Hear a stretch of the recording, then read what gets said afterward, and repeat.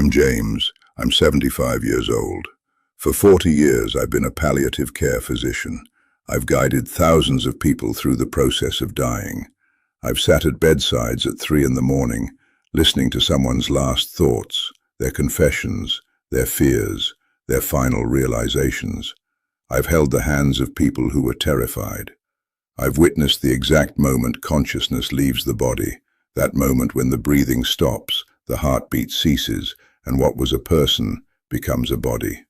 And I thought I understood death. I thought I was prepared. I was trained in all the science. I know the physiology of dying. I know what happens to the brain in the moments before and after death. I know about hypoxia and hallucinations and the release of endogenous chemicals that can create visions. I know all of it in detail.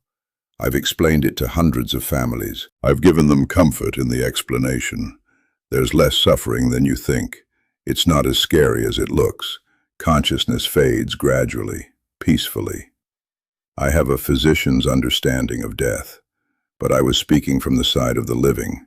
I was speaking from bodies that continue functioning. I'd never been on the other side. Then I was. It happened on a Thursday afternoon. I remember because Margaret had made an appointment for us to have dinner at our favorite restaurant that night. It was our anniversary month, though we'd been married for 48 years, so we didn't really do all the celebrating anymore. But Margaret wanted to go to this place we'd gone for our 30th. It was special to her. I was at my clinic seeing patients. I was almost done for the day, just one more appointment. I was talking to a patient, a woman with late-stage cancer. We were discussing her options. She was asking about how much time she had, and I was explaining that these things are never exact, that her body would tell us when it was getting close, that the signs were subtle and then quite clear. I was calm, professional, measured. I was the voice of experience. And then I felt it. Not a sharp pain exactly, more like something breaking open inside my chest. My left side started seizing. I remember looking down at my hand on the desk and it was shaking. My patient was saying something. Her voice was getting farther away.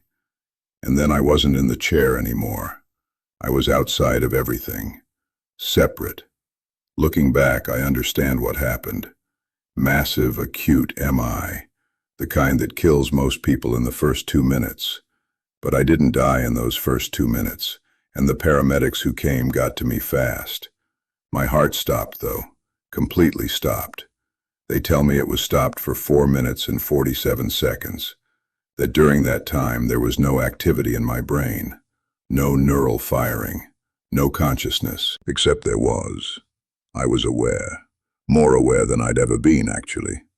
I wasn't in my body, but I was conscious. There was no confusion about what was happening.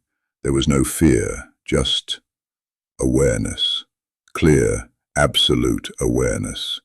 And then the light came. I have to be careful how I describe this because I know the explanations. Hypoxia can create visions. The dying brain releases DMT. There are sensations associated with electrical storms in the temporal lobe. I've read all the papers. I've cited them to families.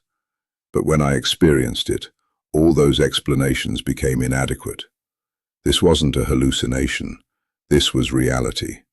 This was more real than my office, more real than my body ever was, more real than anything on earth is real. This was the baseline of existence, and everything I'd ever called real before was like watching shadows on a wall. It was light, but not light in the way we understand light. There was no source. There was no direction it was coming from. It was existence itself. And it was conscious. It was intelligent. It knew me completely, not like a person knows another person, but like you know your own thoughts. Every moment of my life was visible to it at once. Every decision I'd made, every patient I'd guided, every love I'd felt for Margaret, every doubt, every certainty. And I wasn't afraid. I was recognized. That's the only word. Recognized. In medical school, we're taught that consciousness emerges from the brain. It's generated by neural activity. complex networks of cells firing in patterns, and from that electrical and chemical activity, consciousness arises. The brain is the origin point, and when the brain dies, consciousness ends. That's what we tell people. That's how we make sense of death. But in that light, I understood that this is backwards. Consciousness isn't produced, it's received. The brain isn't the source of consciousness, it's a receiver. It's tuned to a particular frequency, and when it's working, when it's alive and firing and electrical, it translates that frequency into the experience of being human, into thoughts and sensations and emotions and memories. Think of it like a radio. The music doesn't come from the radio. The music is broadcasting all around, everywhere, always, and the radio receives it, translates it, makes it audible. And when you turn off the radio, the music doesn't stop existing. It's still broadcasting. The radio just can't receive it anymore. But the music is still there, vibrating through the air, through space, through everything. Consciousness is like that. It's always there. It's always broadcasting. And the human brain is the receiver that makes it personal, that makes it me or you. But when the receiver shuts down, the broadcast continues. This is what I understood in that light. This is what I felt with absolute certainty. And you know what the wildest part was? It felt true in a way that felt like remembering, like I'd always known this but forgot when I was born into a body.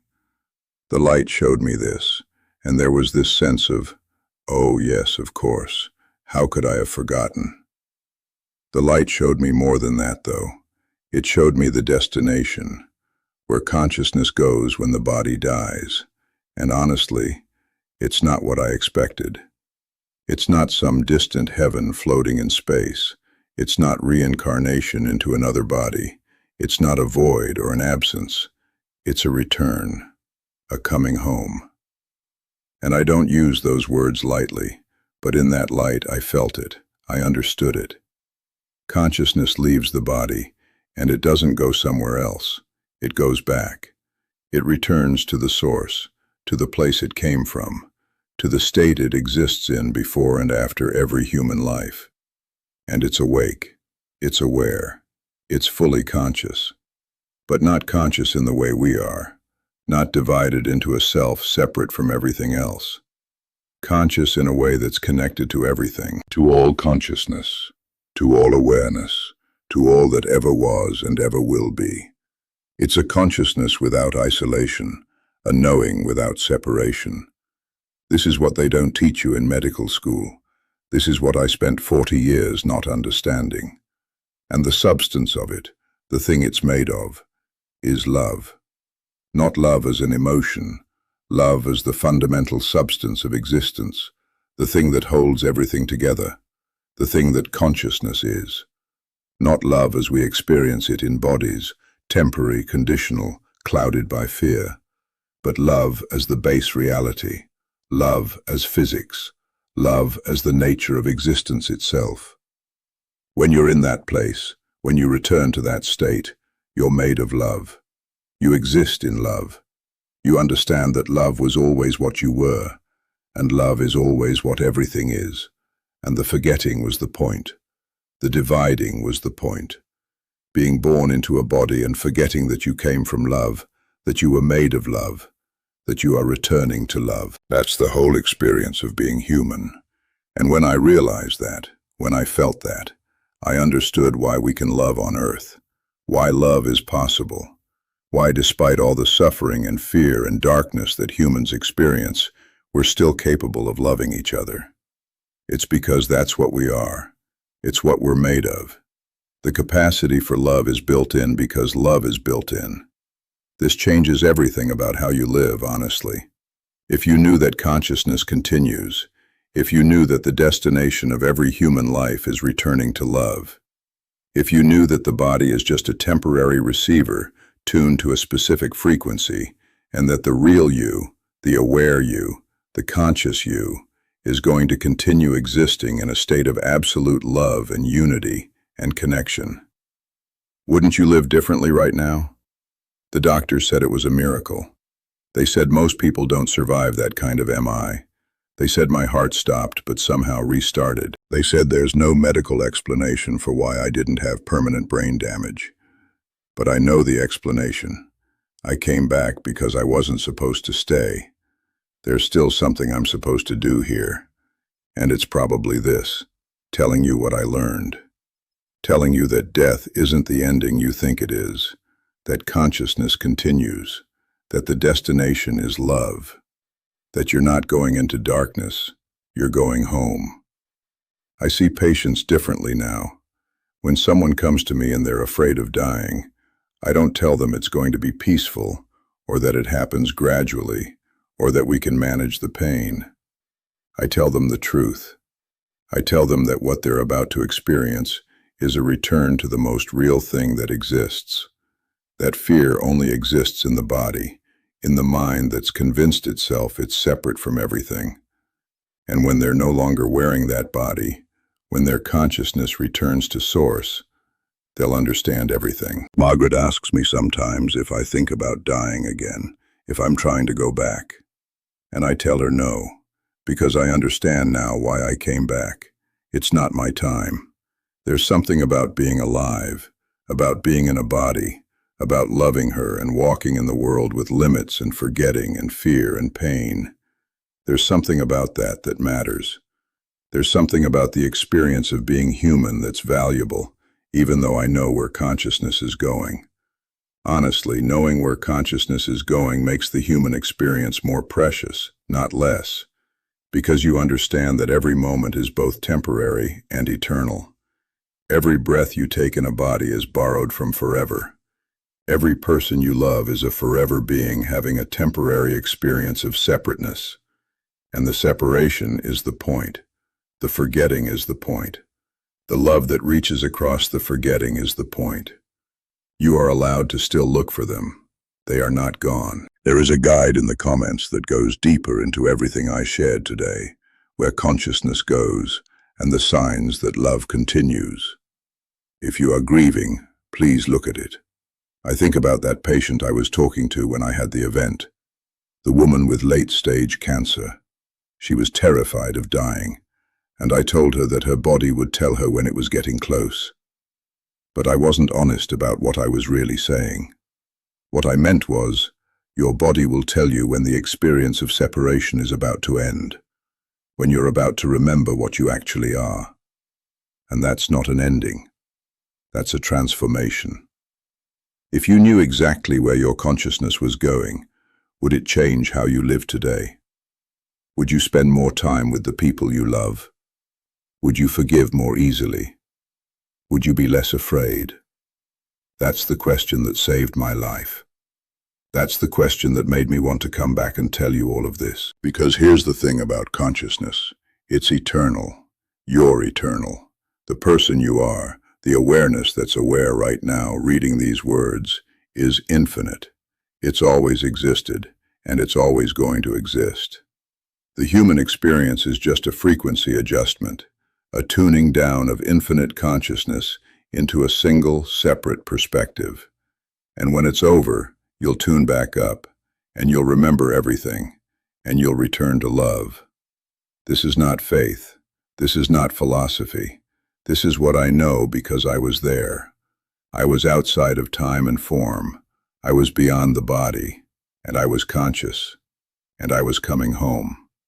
So live like you know where you're going. Live like you know consciousness continues. Live like love is the only thing that's real. Because honestly, knowing those things is the only way to really live. Margaret's reading a book in the living room right now. 48 years, and she's still the most beautiful thing I see. When I look at her, I understand why the light is love. Because love is what keeps the infinite returning to the particular.